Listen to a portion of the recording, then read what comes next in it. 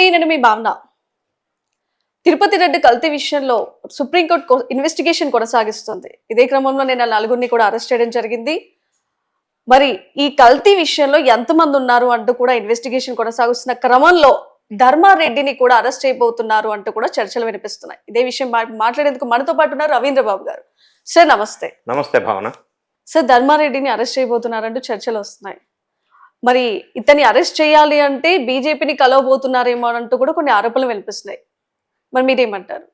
ఆంధ్రప్రదేశ్లో NDA government last year అధికారంలోకి వచ్చిన వెంటనే భారతదేశం మొత్తం ఒక సంచలనమైన అలజడికి లోనైన సందర్భం తిరుమల తిరుపతి దేవస్థానం ప్రసాదం లడ్డూలో అపవిత్రత జరిగింది, కల్తీ జరిగిందని చెప్పి స్వయాన ఆంధ్రప్రదేశ్ చీఫ్ మినిస్టర్ గారు ఒక అనౌన్స్మెంట్ ఇవ్వడం జరిగింది. అప్పటి నుంచి భారతదేశం మొత్తం కూడా హిందువులే కాకుండా అన్ని మతాలకు సంబంధించిన వాళ్ళు బాగా బాధపడే అలజడికి లోనైన సందర్భం మనం చూసాం. ఈ ప్రకటన వచ్చిన తర్వాత చాలా విమర్శలు వచ్చినాయి. అప్పుడు ముఖ్యమంత్రి చంద్రబాబు నాయుడు గారు ఆంధ్రప్రదేశ్ ప్రభుత్వం నుంచి స్పెషల్ ఇన్వెస్టిగేషన్ టీమ్ సిట్ని ఏర్పాటు చేశారు. దీంట్లో నిజాలు బయటికి తీయమని.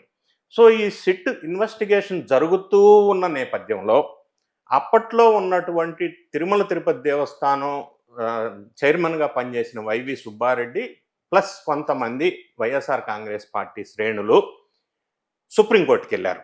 సుప్రీంకోర్టుకి వెళ్ళి ఏమి పిటిషన్ వేశారంటే, ఆంధ్రప్రదేశ్ ముఖ్యమంత్రి గారు ఆంధ్రప్రదేశ్ రాష్ట్రం చేత స్పెషల్ ఇన్వెస్టిగేషన్ టీమ్ సిట్ ద్వారా విచారణ జరిగితే నిజాలు బయటికి రావు, ముఖ్యమంత్రి గారికి ఫేవర్గా రిపోర్ట్ ఇచ్చే అవకాశం ఉంది సిట్టు, తిరుమల లడ్డు పవిత్రం కాలేదు కాబట్టి సుప్రీంకోర్టు ఇన్వాల్వ్ అయ్యి సిబిఐ చేత ఇన్వెస్టిగేషనో లేకపోతే ఇంకొక ఇండిపెండెంట్ సెంట్రల్ ఏజెన్సీ చేత ఇన్వెస్టిగేషన్ చేయమని సుప్రీంకోర్టుకి వెళ్ళారు వైఎస్ఆర్ కాంగ్రెస్ పార్టీ వాళ్ళు, వైవి సుబ్బారెడ్డి లాంటి వాళ్ళు.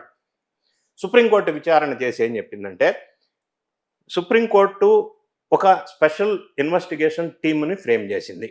అది సెంట్రల్ సిబిఐ నుంచి 2, స్టేట్ పోలీస్ నుంచి 2, food safety authority of India నుంచి 1, ఇట్లా కొంతమందిని కలిపి సుప్రీంకోర్టు నేతృత్వంలో ఒక స్పెషల్ ఇన్వెస్టిగేషన్ టీంని ఏర్పాటు చేసి దీని మీద పూర్తి డీటెయిల్స్ నిజాలు తేల్చండి అని చెప్పింది. ఏది ఆ వైఎస్ఆర్ కాంగ్రెస్ పార్టీ శ్రేణులు అడిగిన డిమాండ్ను బేస్ చేసుకొని. సో ఇప్పుడు అదే సిట్ ఇన్వెస్టిగేషన్ చేస్తూ ఉంది. గడిచిన 3 నెలల నుంచి ఇన్వెస్టిగేషన్ జరుగుతూ ఉంది. సో నిన్న మనకు వెలుగులోనికి వచ్చిన అంశం ఏంటంటే, ఈ లడ్డూకి సప్లై చేసిన ఆవు నెయ్యి కల్తీది అని చెప్పి అసలు విషయం అది. కాబట్టి ఆ నెయ్యి సప్లై చేసిన వాళ్ళు కాంట్రాక్ట్ పొందింది ఏఆర్ డైరీస్ అని తమిళనాడులో డిండిగల్ ప్రాంతానికి చెందింది. దీంతో పాటు ఇంకొకటి శ్రీ వైష్ణవి డైరీ అని చెప్పి శ్రీకాళహస్తి దగ్గర ఒక డైరీ ఫామ్. ఈ 2 కాకుండా ఉత్తరాఖండ్లో బోలే బాబా డైరీ అని ఒక డైరీ ఫామ్. ఈ 3 డైరీ ఫామ్స్ నెయ్యి సప్లై చేసినాయి అనేది ప్రాథమికంగా నిర్ధారణ అయింది. సో ఈ 3 కంపెనీలకు సంబంధించి ఎండీ కావచ్చు లేకపోతే సిఈఓ కావచ్చు, ఏఆర్ డైరీ ఎండీని, తర్వాత బోలే బాబా ఉత్తరాఖండ్కి సంబంధించిన డైరీ నుంచి 2, శ్రీ వైష్ణవి డైరీ నుంచి ఒక ప్రతినిధిని, మొత్తాన్ని 4 అరెస్ట్ చేయడం జరిగింది. అరెస్ట్ చేశారు అంటే కొంత ప్రాథమికంగా ఇందులో అవకతవకలు జరిగినాయి కాబట్టి అరెస్ట్ చేశారు సిట్ టీం వాళ్ళు. ఇది ఒక విషయం జరిగింది. మనం గమనించాల్సిన విషయం ఏంటంటే, ఇప్పటివరకు సిట్ తేల్చిన అంశం ఈ కాంట్రాక్ట్ ఇచ్చే విధానంలో అవకతవకలు జరిగినాయి కాబట్టి ఈ 3 డైరీ ఓనర్స్ని అరెస్ట్ చేశారు. 4 మొత్తం అరెస్ట్ చేసింది. ఈ 4లో కూడా A2, A3, A4, A5గా పేర్కొన్నారు వాళ్ళు. మరి A1 ఎవరు అనేది ఇంకా సిట్ ఇన్వెస్టిగేషన్లో డిసైడ్ చేయలేదు. అంటే A1 అనేది ఎవరో ఒకరు ఉన్నారు. ఇంకా అది కూడా ఒక 15 మంది మీద నిఘా పెట్టారు. అందులో ఎవరు అనేది డిసైడ్ అయినాక A1 పేరు కూడా బయటకు వచ్చే అవకాశం ఉంది. ఇందులో భాగంగా కొన్ని ఊహాగానాలు వస్తున్నాయి. గతంలో తిరుమల తిరుపతి దేవస్థానం ఈఓగా పనిచేసిన ధర్మారెడ్డి కావచ్చు, లేకపోతే ఆయనకి ఇన్స్ట్రక్షన్స్ ఎవరు ఇచ్చారు పొలిటికల్గా అప్పట్లో ఉన్న పెద్ద మనుషులు ఎవరు, ఇందులో వైవి సుబ్బారెడ్డి చైర్మన్ బాధ్యత ఎంత ఉంది, లేదా కరుణాకర్ రెడ్డి అనే అతని బాధ్యత ఎంత ఉంది, ఇంకా రాజకీయంగా పొలిటికల్గా ఎవరన్నా ఇన్ఫ్లుయెన్స్ చేశారా అనే విషయాలు ఇంకా తేల్చవలసిన అవసరం ఉంది. ఇప్పటివరకు ప్రాథమికంగా వీళ్ళని అరెస్ట్ చేయటం వల్ల ఇదంతా కేసు వచ్చింది. ఫస్ట్ మనం కల్తీ జరిగిందా లేదా అనటానికి నిర్ధారణ ఏంటి విషయం అన్నప్పుడు, ఎన్డీడీబీ రిపోర్ట్లో బిట్రిక్ యాసిడ్ లేదు ఆ నెయ్యిలో.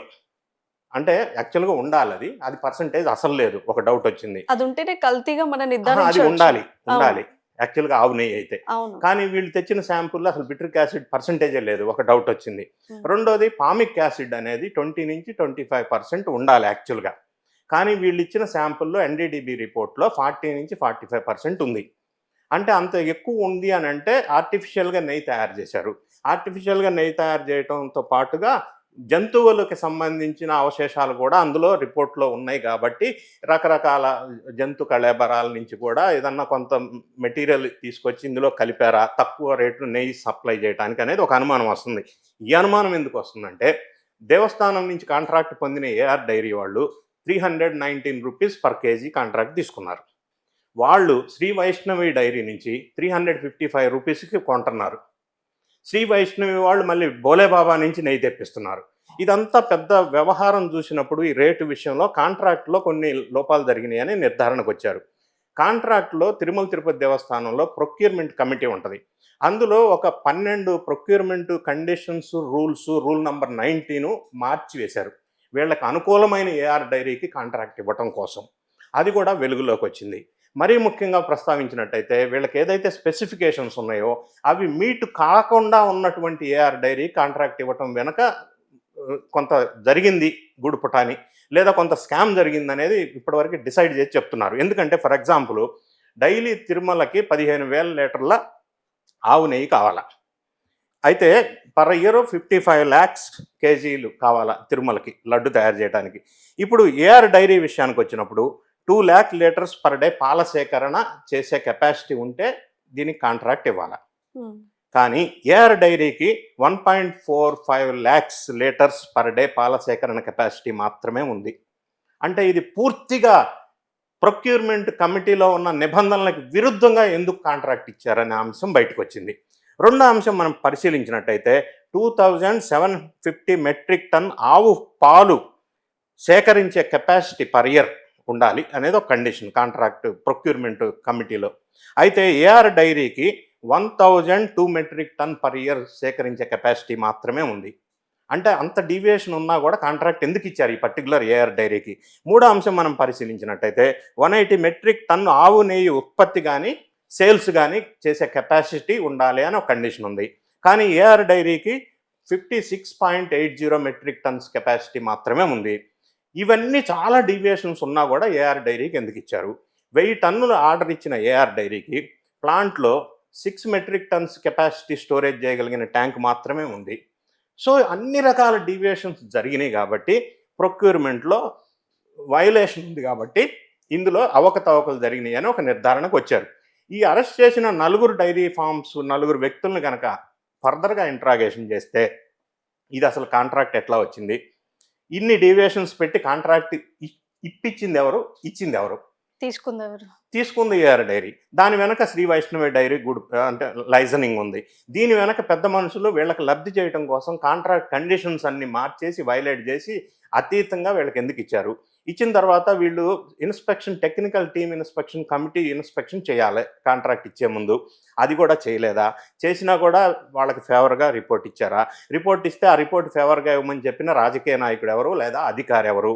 ఇవన్నీ కూడా ఈ 4 ఇంట్రాగేషన్ చేయటం వల్ల వీళ్ళ వెనకున్న అధికారులు ఎవరో బయటకు వస్తారు. వీళ్ళ అధికారులు వెనక ఉండి సపోర్ట్ చేసిన పొలిటికల్ లీడర్ ఎవరన్నా ఉన్నారా, వాళ్ళు ఎంత ప్రభావం చూపారు, ఇదంతా కూడా స్లోగా నెక్స్ట్ ఇన్వెస్టిగేషన్లో ఫర్దర్గా మనకి వెలుగులోనికి రావాల్సిన అంశాలు.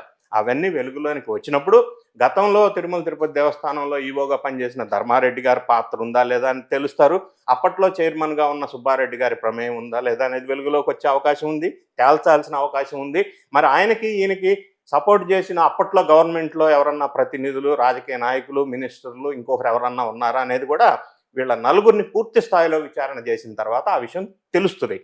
ఇప్పటి వరకు తెలిసింది కాంట్రాక్ట్లో డీవియేషన్ వైలేషన్స్ ఉన్నాయి. కానీ ఎన్డీబీ రిపోర్ట్లో మాత్రం అది నిర్ధారణ అవ్వలేదు. ఎన్డీడీబీ రిపోర్ట్లో కల్తీ జరిగిందనేది నిర్ధారణ అయింది. అయితే ఇప్పుడు వీళ్ళు కూడా ఈ 4 ఎవరైతే అరెస్ట్ చేశారో వీళ్ళు కూడా అరెస్ట్ చేయడానికి దొరకకుండా చాలా రోజులు నాటకం ఆడారు. పాత్రదారుల కొన్ని రోజులు తప్పించుకున్నారు వీళ్ళు పాత్రదారులు, కొన్ని రోజులు తప్పించుకున్నారు, కొన్ని రోజులు మొబైల్ ఫోన్స్ పోనీ అని నాటకం ఆడారు. ఇవన్నీ కూడా సహకరించట్లేదు అరెస్ట్కి, అందుకే ఇంత కొంత డిలే అయింది.